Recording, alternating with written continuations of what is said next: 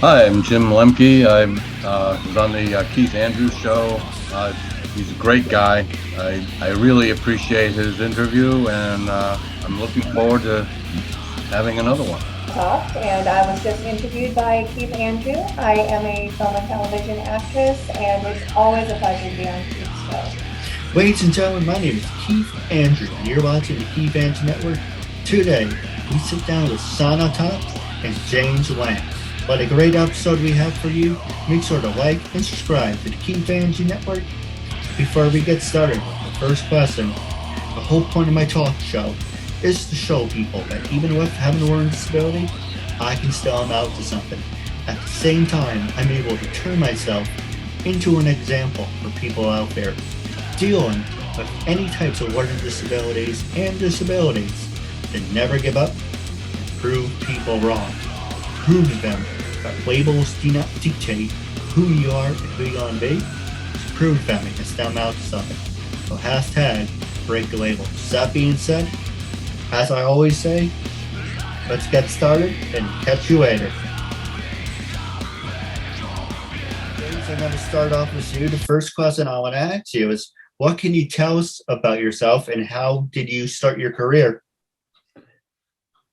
It all started as a child. I started drawing stories around the age of 3.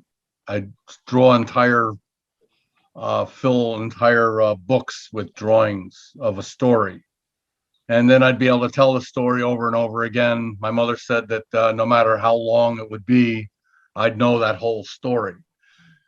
And as time went on, the stories became more like cartoons. And I started doing cartoons. Then I started writing stories. Then we moved to Australia, and I got into the Old Toad Company for young people in Sydney, Australia, at the University of New South Wales. And I met a lot of actors from Hollywood. A lot of their kids went there for acting, and so that's where I actually got involved in theater. And then I started writing stage plays. And then I came back and I went into the Air Force and was in the Air Force. I got married. I had 3 kids. And when I got out, I started writing screenplays. And that's where I am now. Oh, absolutely. Well, first off, thank you for your service. I really appreciate it. Well, I was in the regulars and the reserves for 14 years. Do you miss it? Yeah. Especially now. Sometimes I'd feel safer in the service than I do on the outside. It's true. Yeah, my grandfather served in the Army during World War II. He was in engineering. Yeah, my father was in the Pacific. He was a captain in the Army. Oh, nice. Yeah, I found out actually recently my grandfather's father was in World War I. I didn't even know that. So it's funny to hear the things you find out, right? Yeah. My grandfather in Australia, because my mother's was Australian. She died a few years ago. I'm sorry to hear that. He was in World War I. He was in Gallipoli and the Battle of Verdun and a few others. But yeah, that was a grueling war. Well, I would definitely not want to have anything to do with it. That's true. Yeah, as far as writing goes, it had I think I try to write bits and pieces of what things I know, and then I venture into areas that I don't know, and I learn more about them. It's like Sweet Raven. Sweet Raven is a graphic novel that I wrote, but that's actually based on the screenplay. And I wrote right now six screenplays based on her. She's a Native American superhero. Nice. Should be more of that. Yeah, I think she's about the only one that's actually a female superhero Native American, and she has her own trail of tears. That it's a kind of a dark. She's got almost an anti-hero. She's not really. She gets sort of forced into being a hero. She doesn't really want to be. She'd just as soon walk away, but she ends up saving the day in the end, one way or another. But she has, her powers are almost endless, and she's finding out as time goes on what they are. She doesn't really know what they are at first. But they, she kind of shocks herself on what she can do. No, it sounds like a great story. Yeah, it is actually. Now, if I can get it made into a movie, it'll even be greater.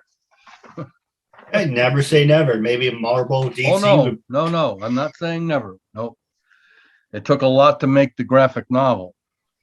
That was a big effort because the artist was in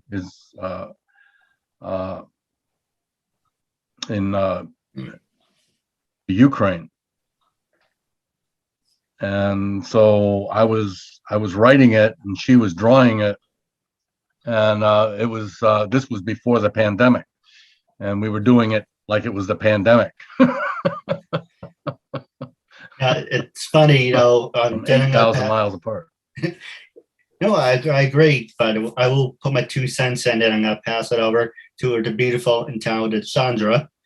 And, it's funny. My dad was listening to a book. I think it's it wasn't Michael Cranston. It was either, what's his freaking name?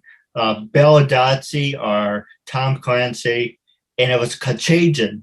Mm-hmm. And it, like, we were joking and we're sitting on the porch. My dad said, all those damn Chinese, they don't stop making stuff in the lab. Unfortunately, where did this come from? A lab, obviously. And Mm-hmm. this was about, this was 20. We heard a book about 2 years before. And Mm-hmm. the Kachajan's a nice book out there. I can't remember who writes it or narrates it, but it's really scary that in Tom Clancy, I think it was Tom Clancy, but he had an insider, but knew things before they happened. He knew 9/11 was going to happen before it happened. He knew the coronavirus was going to happen before it happened. So apparently there's someone in the FBI that he knows in the government who's feeding him ideas, so he writes books about them. And it's scary, but 2 and 2, right? Mm-hmm. But some of it, believe it or not, after being in the service and knowing some of the people that I knew and some of the stories that you knew were actually going on in the background, because I was in the plane that was following the Marines that were going to get the 50 hostages out of Iran in 1980, and they crashed, and we had turned back because there was nothing left, and then the secrecy was gone because Iran knew that the helicopter crashed, and all 16 Marines were killed. From there on, you could almost bet what was going to happen next. The tension between Iran and, the Muslim world in the United States grew yearly. It got worse and worse and worse.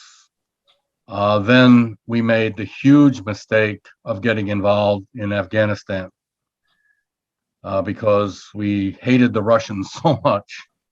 We gave the Taliban all these weapons. It was like, this is it's amazing. So some of it's almost, you could figure, yeah, this is where it's going to end up. This is how it's going to go. No, absolutely. So we're going to take a quick commercial break, and when we come back on the show, I'm going to pass it over to Sandra when we come back. Okay.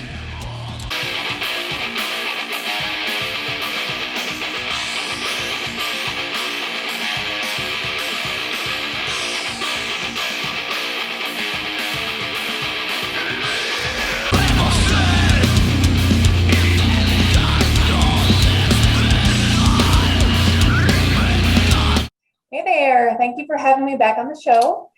So I have been really super busy with tons and tons of auditions and also with filming a TV series and a few movies lately. So there are some that I can talk about and most of them I cannot, but I will share the information that I'm able to at this time. No, absolutely.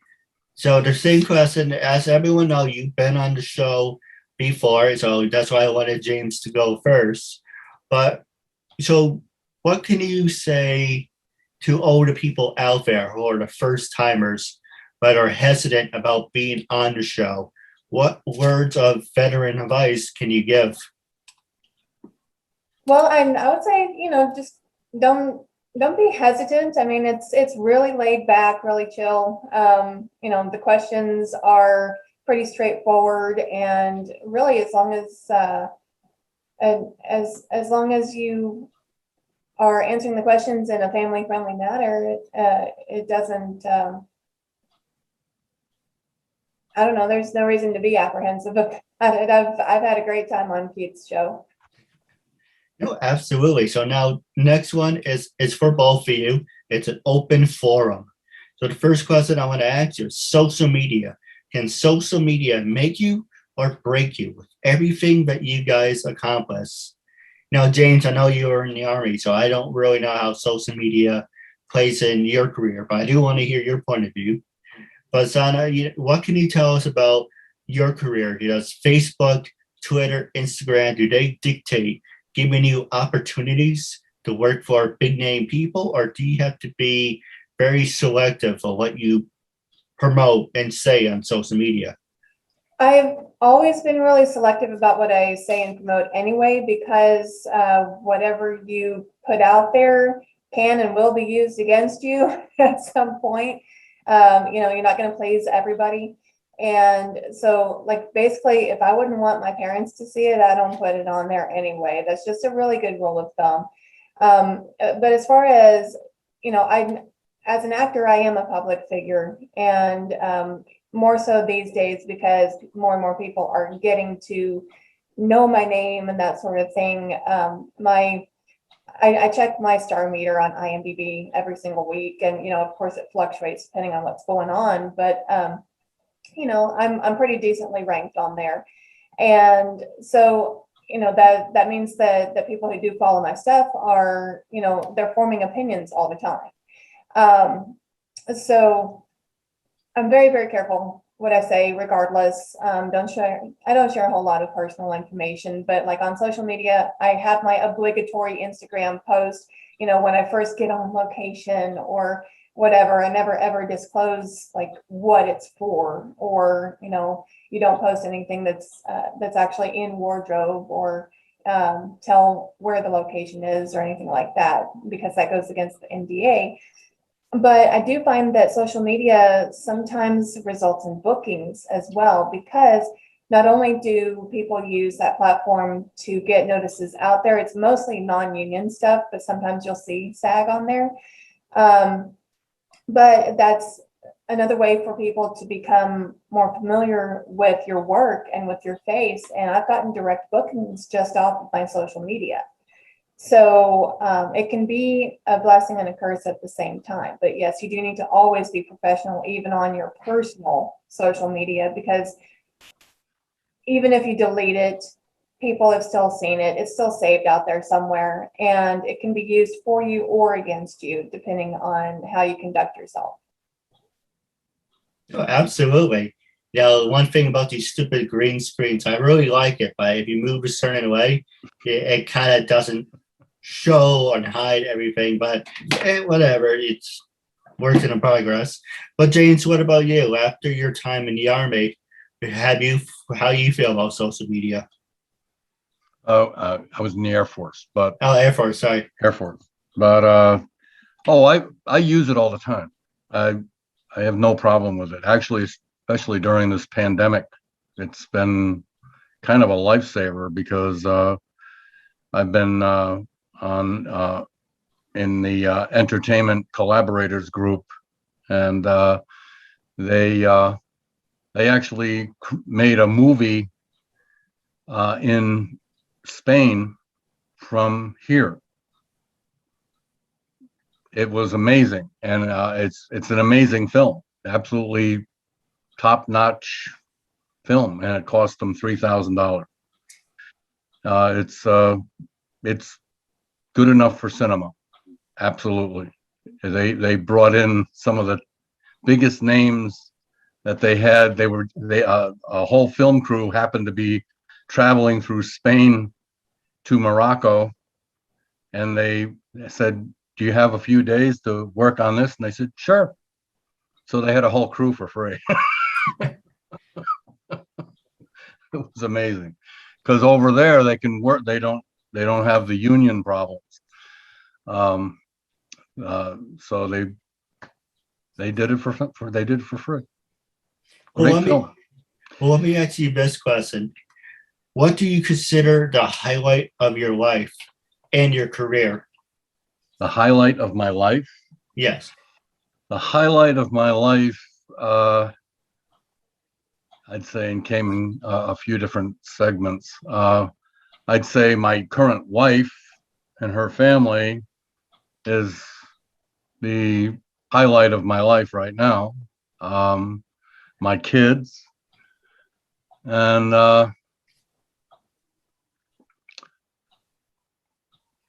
realizing that I can actually write a good screenplay. What about you, Shanna? Well, I would say the highlight of my life really was about 3.5 years ago, when I decided to get back into acting almost full time. It has gotten to a point where I'm pretty close to leaving my overnight job. But 3.5 years ago, I quit the corporate world. I worked in a corporate office in international tax, and I loved that job and made really great money at it. But it was interfering with my ability to be on set, because most filming takes place on weekdays during the day when you need to be at the office. And so just making that leap into everything, trusting the process, it was really truly the highlight of my life, which launched my career even more in the acting industry. I've been an actor since I was like a little bitty kid in theater and stuff, but I got into film and television 3.5 years ago.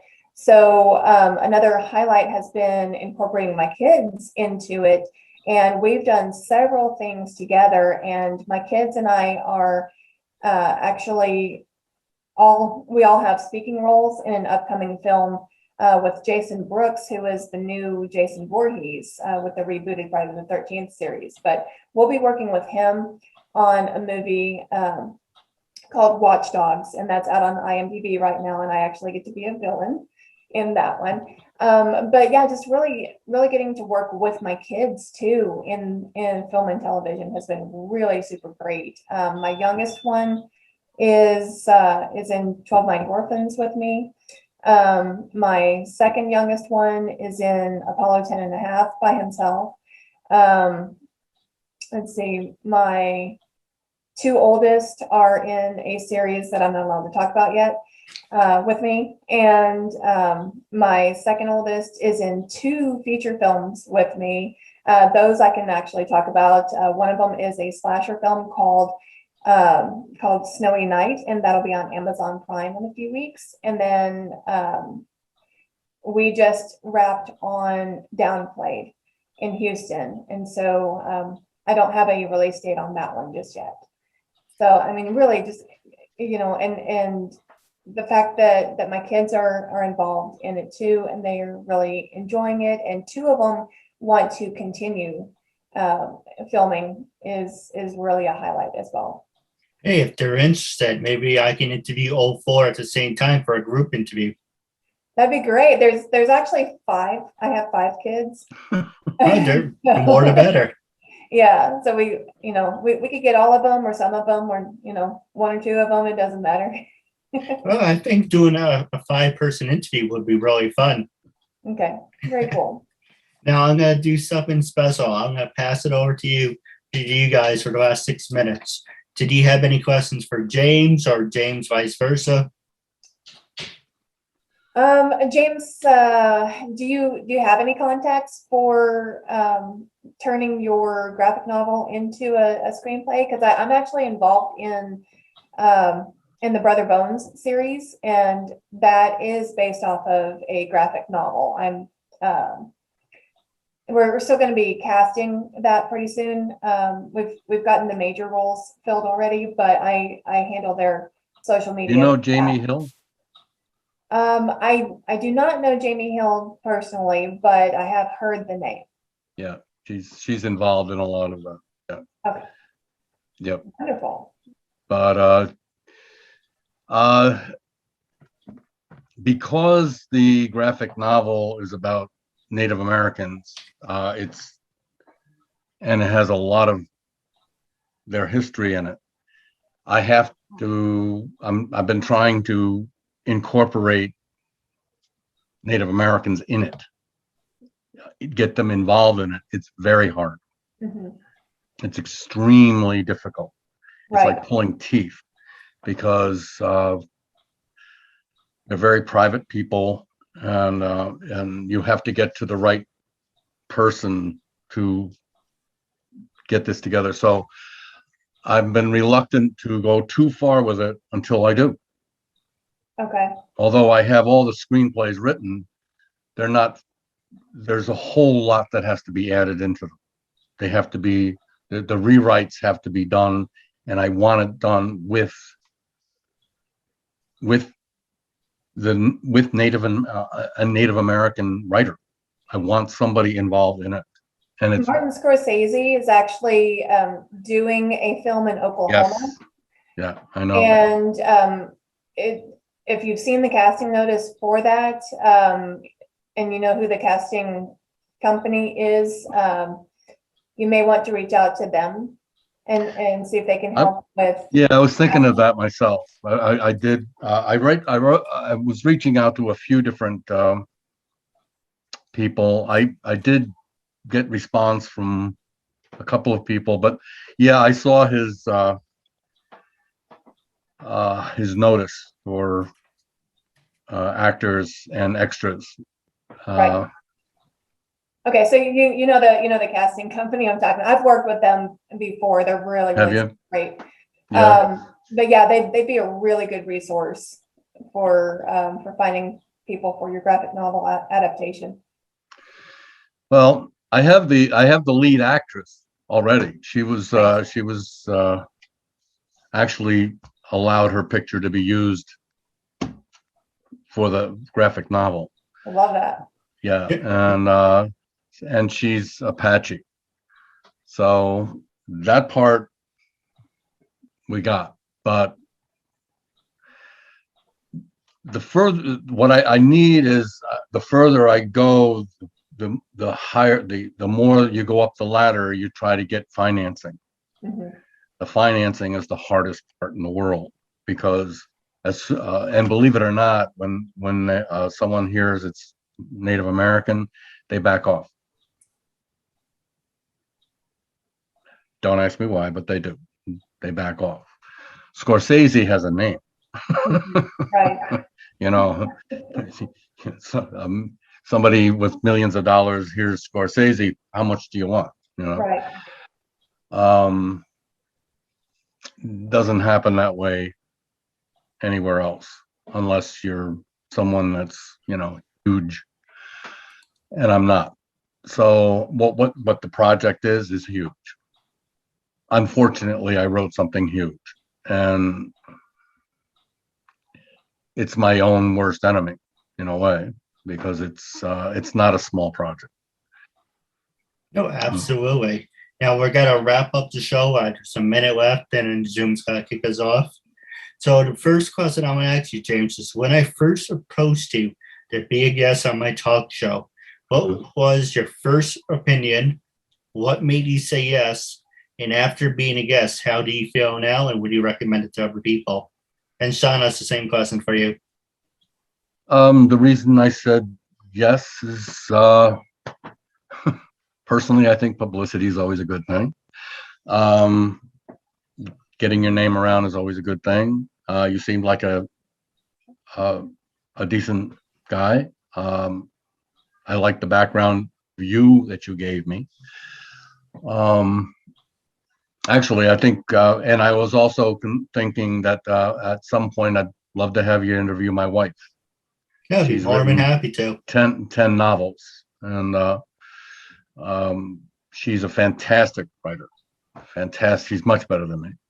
But that's basically it. I just thought that you had a great background. You had, you know, I actually, you were probably the biggest reason I said yes. Well, you know, I'd been on the show before, so I already knew your personality. And when you first reached out to me, I was like, well, yeah, you know, I need to get my name out there, and you know, Keith seems like a decent guy, and so, you know, I'm very particular about who I associate with, and especially as a film and television actress. And so, you know, you are known by the company that you keep. And there are certain people that I've had to detach from because of, you know, certain things that don't align with my values. And so I knew being on this show would not compromise any of my values, would get the name out there, would help you with your network as well. And it was just a really good, genuine connection. So that's why I came on. And wrapping up, make sure to like and subscribe to Keith Andrew Network. I'm always looking for people to cross promote with. Always looking for guests. If you guys are already been interested, now you said we're cross promote. Your wife is welcome on the show. Your kids are more welcome on the show. The show's about everyone. With that being said, it was a real honor and privilege having you guys on the show. Looking forward to part 2 down the road. And I just want to say thank you very much.